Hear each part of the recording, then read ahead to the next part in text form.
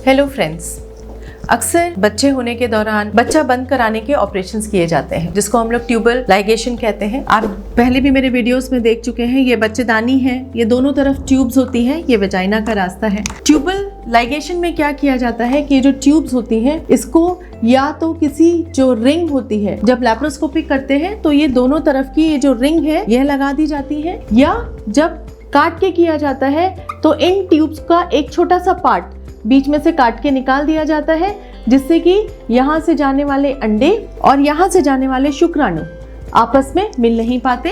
ये एक बहुत ही कॉमन प्रोसीजर्स है और भारत जैसी कंट्री जहाँ पर हमारी पॉपुलेशन बहुत ज़्यादा है, इस विधि ने हमारी पॉपुलेशन को कंट्रोल करने में बहुत हेल्प की है। एक बहुत इंपॉर्टेंट ऑपरेशन है, अच्छा ऑपरेशन है, बहुत सेफ और बहुत सुरक्षित है। बट कभी कभी कुछ अनचाही दुर्घटनाओं की वजह से अगर किसी के बच्चे किसी एक्सीडेंट में ख़त्म हो जाते हैं या कोई और समस्या की वजह से बच्चे नहीं रहते हैं, तब वो दंपति बहुत परेशान होते हैं और वो चाहते हैं कि अब दोबारा से उनके बच्चे होने चाहिए।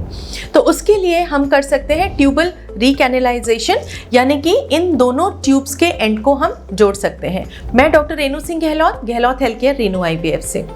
अब जो ये ट्यूबल रिकैनालाइजेशन या ट्यूब को जोड़ने वाला जो ऑपरेशन होता है, ये दोनों ही विधियों से किया जा सकता है। इसको हम दूरबीन से भी कर सकते हैं और इसको हम चीरे वाले ऑपरेशन से भी कर सकते हैं। उसमें ये जो दो कटे हुए एंड्स होते हैं, इन दोनों एंड्स की उसको फिर से जोड़कर एक बनाने की कोशिश की जाती है। एक सुरक्षित ऑपरेशन है जिसमें कि सफलता की दर 50 से 60% तक हो सकती है। लेकिन देखने में ये आया है कि कुछ लोगों में यह करने के बाद एक्टोपिक प्रेगनेंसी यानी कि ट्यूब में प्रेगनेंसी बढ़ने के चांसेस काफ़ी कॉमन हो जाते हैं। लेकिन अगर सब कुछ ठीक है तो इस विधि से प्रेगनेंसी आ सकती है। लेकिन इसके लिए ऑपरेशन को करने से पहले यह देखना बहुत ज़रूरी है कि जो हमारी ट्यूब्स हैं उनकी लेंथ कितनी है। यूजुअली जो एक नॉर्मल ट्यूब होती है वो 10 सेंटीमीटर के करीब लंबी होती है।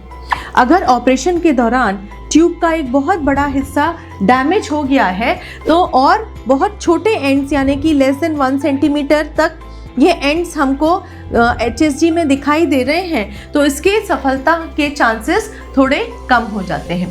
अगर इस तरीके की कोई दिक्कत है कि जो ट्यूब के जो बाकी बचे हुए एंड्स हैं ये छोटे हैं, तो ऐसे केसेस में बेहतर होगा कि हम सीधे IVF पे जाएं।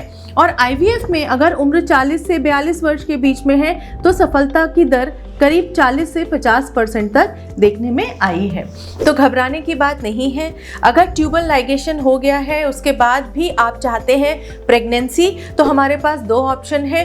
हम दूरबीन विधि से ट्यूब जोड़ने का भी ऑपरेशन कर सकते हैं, लेकिन ये तभी पॉसिबल है जब आपकी ट्यूब के जो बचे हुए एंड्स हैं उनकी लंबाई ठीक ठाक हो। और अगर इसमें सफलता नहीं मिलती है तो फिर हम IVF या ICSI कर भी हम आपको प्रेगनेंसी दे सकते हैं। इस वीडियो को ज़्यादा से ज़्यादा लोगों से शेयर और सब्सक्राइब कीजिए।